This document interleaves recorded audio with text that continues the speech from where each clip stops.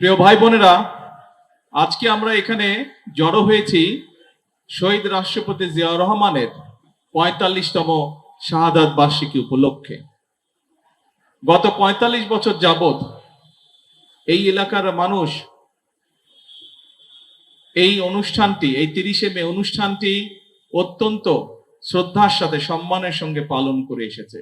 সেই জন্য আমি প্রথমেই আমার এবং আমার পরিবারের পক্ষ থেকে এই এলাকার জনগণকে আন্তরিকভাবে কৃতজ্ঞতা প্রকাশ করছি। প্রিয় ভাই বোনেরা, আজকে আমরা একটু ভিন্ন রকম অনুষ্ঠানটির আয়োজন করেছি। বিগত বছরগুলোতে যেমন হতো তার থেকে আজকে একটু ভিন্ন আয়োজন। বিগত বছরগুলোতে আমরা খাবারের আয়োজন করতাম কাদের জন্য? এলাকার দুস্থ অসহায় মানুষদের জন্য। আজকে আমরা একটি ভিন্ন আয়োজন করেছি, সেটি হচ্ছে একইভাবে আমরা মানুষের পাশে দাঁড়ানোর চেষ্টা করব, সাহায্যের আমাদের অবস্থান থেকে যতটুকু সম্ভব, আমাদের সামর্থ্যে যতটুকু সম্ভব আমরা সেটি করার চেষ্টা করব আমাদের দলের পক্ষ থেকে। প্রিয় ভাই বোনেরা, এই এলাকায় বহু মানুষ আছেন যারা সমাজের মধ্যে সচ্ছল ব্যক্তি, অবস্থাপন্ন ব্যক্তি। আজকে শহীদ রাষ্ট্রপতি জিয়াউর রহমানের এই শাহাদাত বার্ষিকীতে আমি এলাকার যে সকল অবস্থাপন্ন মানুষ আছেন, যে সকল সচ্ছল ব্যক্তি আছেন, আপনাদের সকলের কাছে একটি বিনীত অনুরোধ রাখতে চাই। প্রিয় ভাই বোনেরা, এই বাংলাদেশটি আমাদের দেশ।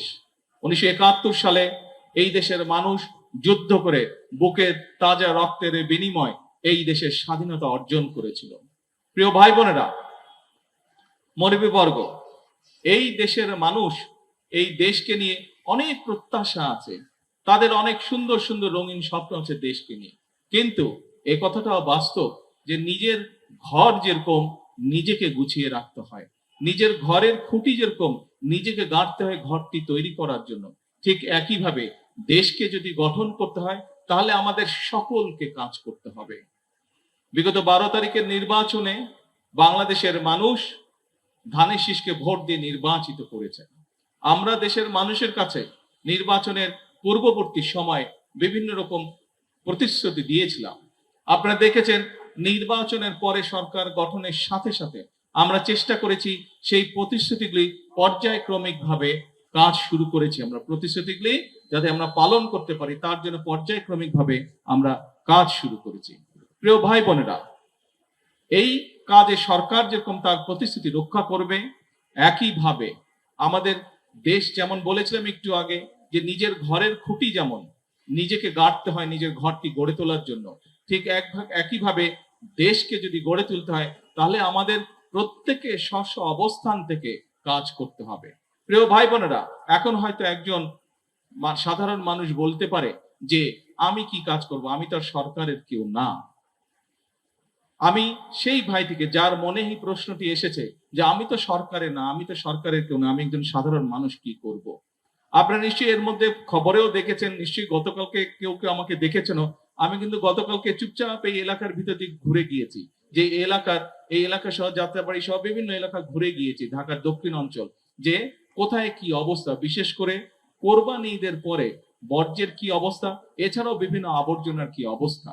এবং আপনারা দেখেছেন যে মোটামুটি ভাবে সিটি কর্পোরেশনের যে মানুষগুলো যারা পরিচ্ছন্নতা কর্মী তারা কাজ করেছে মোটামুটি ভাবে, অনেকাংশে বিভিন্ন জায়গা পরিষ্কার করেছে, এখনো অনেক জায়গা বাকি আছে কিন্তু করেছে। এখন প্রিয় ভাই বোনেরা, আপনি যেই কাজটি করতে পারেন, এই ঢাকা শহরে তো আপনি বাস করেন, তাই না? এখানে যতগুলো মানুষ, এই যে আমার হাতের বাম দিকে আপনারা দাঁড়িয়েছেন, সামনে দাঁড়িয়েছেন, এই প্যান্ডেলের বাইরে যতগুলো মানুষ আছে, কম বেশি সবাই তো এই ঢাকা শহরেই বাস করেন, এই এলাকায় বাস করেন, তাই না? তাই তো, আপনারা এলাকার তো মানুষ। আচ্ছা, এখন চিন্তা করেন এলাকাটা যদি পরিষ্কার থাকে তাহলে তো আপনার নিজের কাছেই ভালো লাগবে, ভালো লাগবে না? এই টিভির পর্দায় যখন অন্য অন্য দেশের ছবি দেখেন, রাস্তাঘাট দেখেন, সুন্দর রাস্তাঘাট দেখেন, পরিষ্কার রাস্তাঘাট দেখেন, তখন একটু হিংসা হয় না মনের মধ্যে যে আমাদের রাস্তাঘাট কেন এত ময়লা হয়? আমার তো হয় ভাই, আমার কিন্তু হিংসা হয় যে ওই দেশের রাস্তাঘাট এত পরিষ্কার, আমার দেশের রাস্তাঘাট কেন পরিষ্কার না? এখন ওই দেশের যে রাস্তাঘাট পরিষ্কার, এটা তো বাইরে থেকে কেউ এসে করে দিয়ে যায় না। যেই দেশের রাস্তাঘাট পরিষ্কার সেই দেশের সিটি কর্পোরেশনের পরিচ্ছন্নতা কর্মী যেমন পরিষ্কার করে, একইভাবে সেই দেশের জনগণও কিন্তু যেখানে সেখানে ময়লা ফেলে না। এখন আপনি সরকারের কেউ না, আপনি একজন সাধারণ মানুষ। সাধারণ মানুষ হিসেবে আপনি যেই কাজটি করতে পারেন, আপনি যদি এই এলাকার মানুষ হয়ে থাকেন, আপনি চেষ্টা করবেন আবর্জনাটা যেখানে সেখানে না ফেলার জন্য, আবর্জনাটা সঠিকভাবে ফেলার জন্য।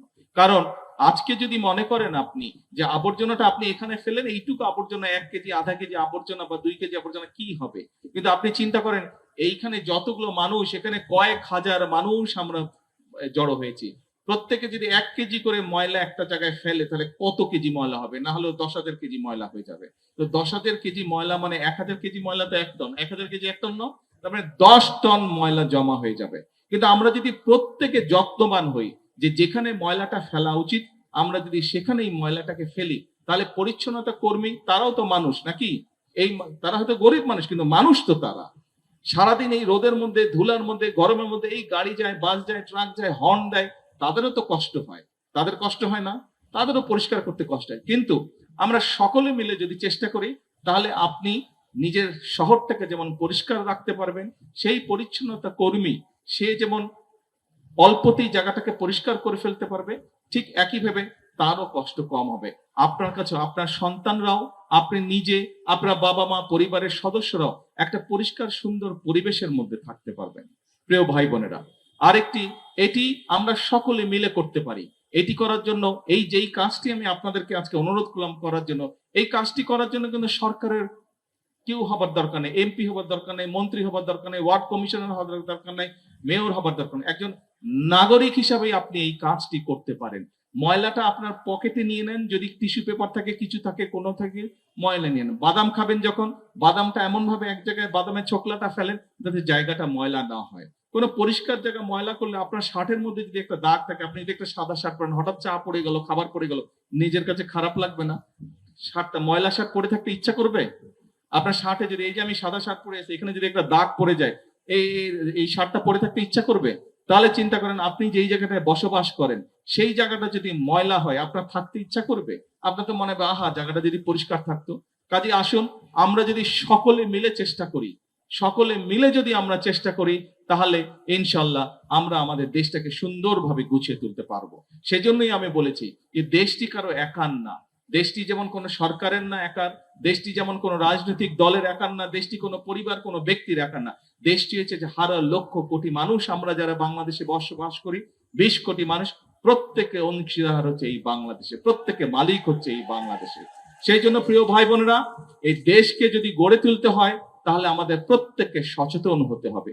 এই দেশকে যদি সুন্দরভাবে নিয়ে যেতে, সামনের দিকে এগিয়ে নিয়ে যেতে হয় আমাদের প্রত্যেককে পরিশ্রম করতে হবে। আসুন আজকে শহীদ রাষ্ট্রপতি জিয়াউর রহমানের এই শাহাদাত বার্ষিকীতে আমরা একটি নিজের মনে মনে আমরা একটি শপথ নিই। আপনাকে আল্লাহ বুদ্ধি দিয়েছে, আল্লাহ রাব্বুল আলামিন আপনাকে বিবেক দিয়েছে। এই বুদ্ধি এবং বিবেক দিয়ে কিন্তু আপনি আপনার অবস্থান থেকে কেউ দেখলো কি দেখলো না সেটি আসল বিষয় না। আপনার নিজের বিবেক হচ্ছে সবচেয়ে বড় বিষয়।